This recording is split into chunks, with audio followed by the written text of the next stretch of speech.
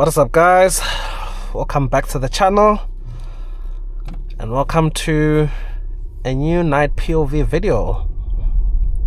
Today you join me inside the new 2025 VW Tiguan. We're in the live specification and we're gonna take it for a nighttime drive, talk about some of its features and my experience with it. So yeah, buckle up, grab something to eat or drink, and let's take the Tiguan for a spin. I already have a couple of things I have to say about this car, both when it comes to the nighttime experience and living with the car in general. The first one that's the most important for this video is actually the IQ lights. Now before I get into the details, oh man, the windscreen just keeps on fogging. It's literally interrupting me.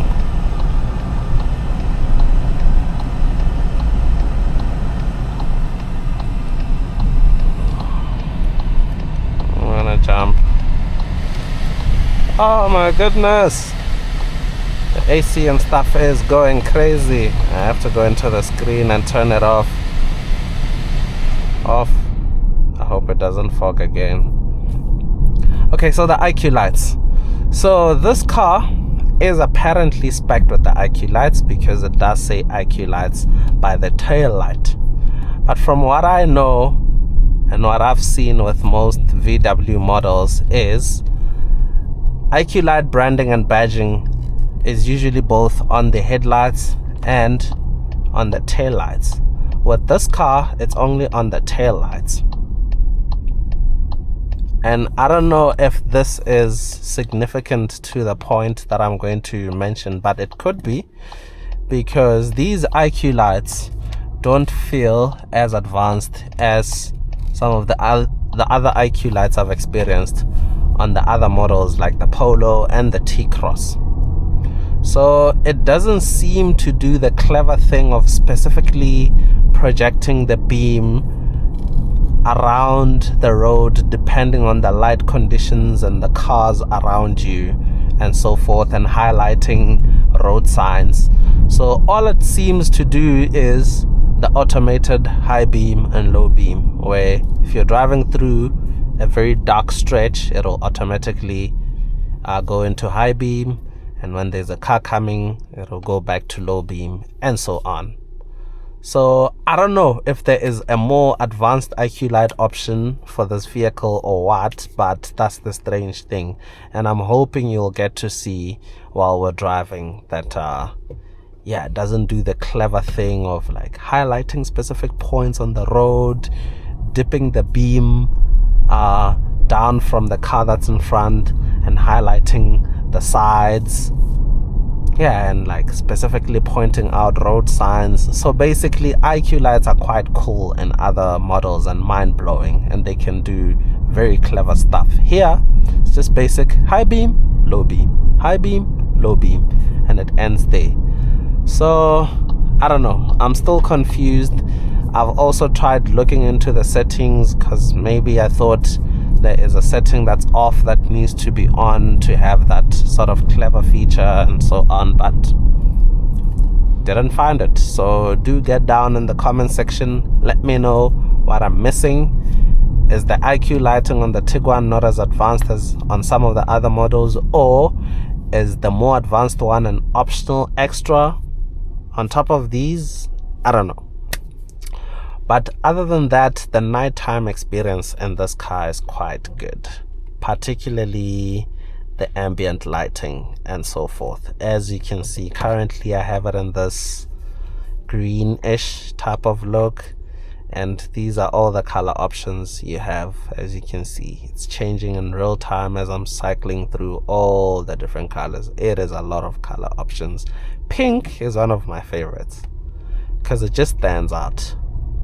So it's so cool. You can pretty much have any color. I like purple and blue as well, which are close to each other.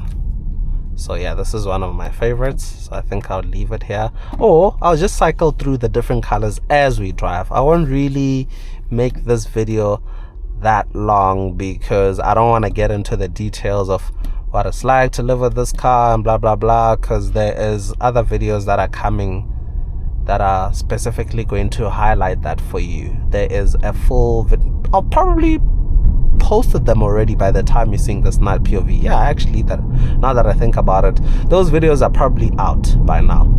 So if you haven't watched them, head over to the channel, scroll through. By the time you're watching this video, those videos will be out, so you'll find them. I'll share my experience on what it's like to live with, and I'll do a daytime POV.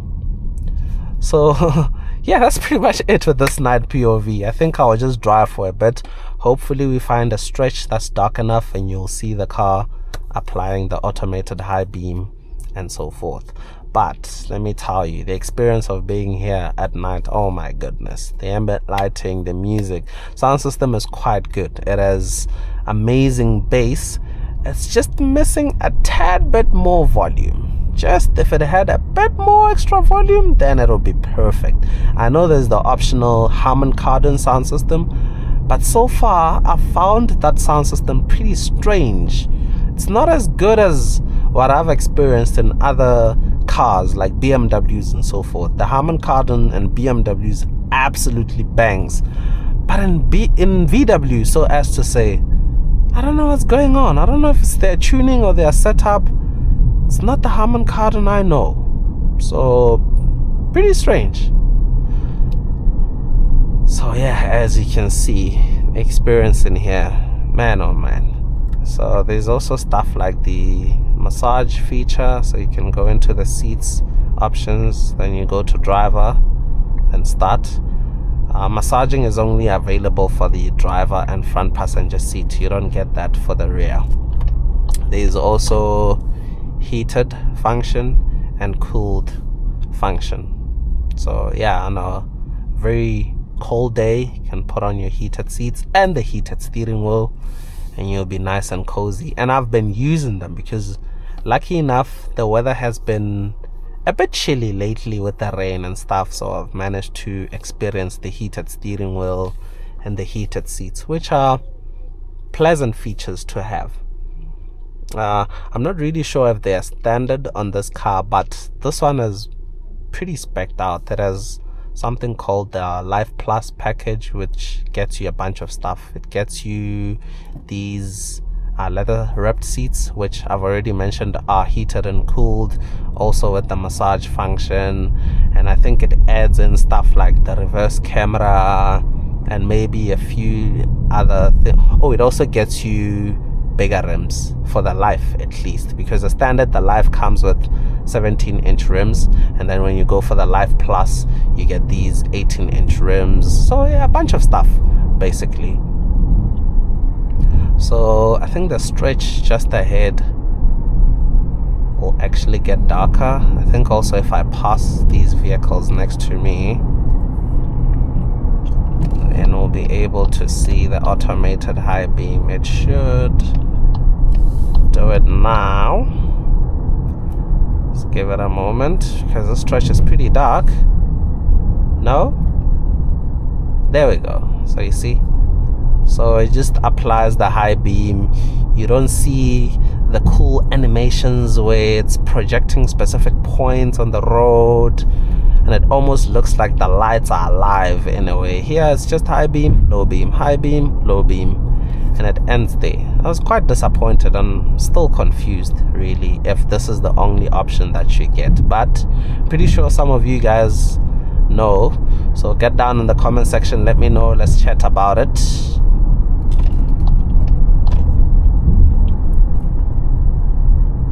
So yeah, I've been chilling a lot with this car, hey, enjoying the experience, always jamming to music.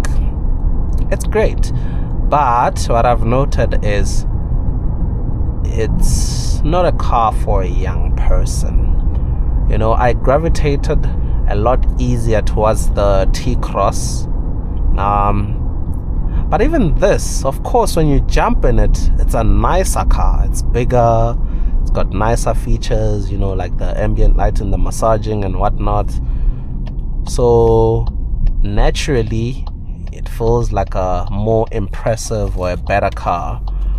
But the fuel consumption and stuff is just a bit high. I'm talking specifically for someone who's particularly young. Oh, there's police. Are they going to stop me? Oh, nope. So yeah, what I've noted is this is certainly not a car for a young person. Obviously the pricing of it as well will not cater for a young person unless you're extremely successful. So as to say, like with me, for example, I'm 25 years old and I gravitated easier or more easily towards the T-Cross than I did towards this car. It is certainly a big car, especially when you step in it for the first time, but you do get used to it. Within a couple of hours, it becomes a part of your nervous system and your whole body, so you get used to the size of it and how it fits into the environment and the road and so forth. So it's certainly easy. It's easy to drive, it's easy to park, it's a lot more relaxing than the T-Cross, but it's not as fun to drive. It doesn't feel quite as nippy when you give it some gas. It's not as explosive as the T-Cross. It's just a bit more hesitant. The engine is a lot heavier, so you feel like you're straining it. So like if you're gonna give it full throttle, for example. So yeah, I mean, it makes sense because it's bigger, which in turn means it's heavier. So yeah, that's pretty much that. And also, the fuel consumption is quite heavy, especially when you're doing in-town driving. My goodness, it really gets through its range so quickly. Like now, when I left my place to drive to Pretoria, I had a range of 400 kilometers. I covered a distance of about 38 kilometers, or let's just round it off to 40 kilometers. So I've covered a distance of about 40 kilometers. Most of the journey is highway driving, and I'm now sitting on 320 kilometers. So I've chowed 80 kilometers of range from driving mostly highway, or driving mostly on the highway. So I think the main issue with it is the engine, for one, is quite small for the size of the car at 1.4 liters. Two, it's really underpowered, once again, for the size and weight. So this is the result in turn. So I feel like what this car is lacking is better engine options. If this engine was only offered, let's say, in the base Tiguan, then I'd sort of forgive it. Let's say maybe in the higher up trims you get a 2-liter petrol and turbo diesel. There is a diesel option, but still has 110 kilowatts, which is not good enough, because when you look at this car's counterfeits like BMW X3, Mercedes GLC, you get a lot nicer turbo diesel and turbo petrol motors with like 140 kilowatts. Some even having, I don't know, 170 there before you even get to the high performance models. So that's where the Tiguan is lacking for me. But other than that, it certainly offers a lot more value for money compared to its German counterparts. Let me just see how far into this video we are. 15 minutes. So yeah, I think I'll end it here because there's nothing more I have to add, because like I said, some of the stuff I'll end up saying I've already mentioned in the full video of what it's like to live with this car and the daytime POV. So I really do hope you guys enjoyed this night POV, and until next time, that's cheers from me.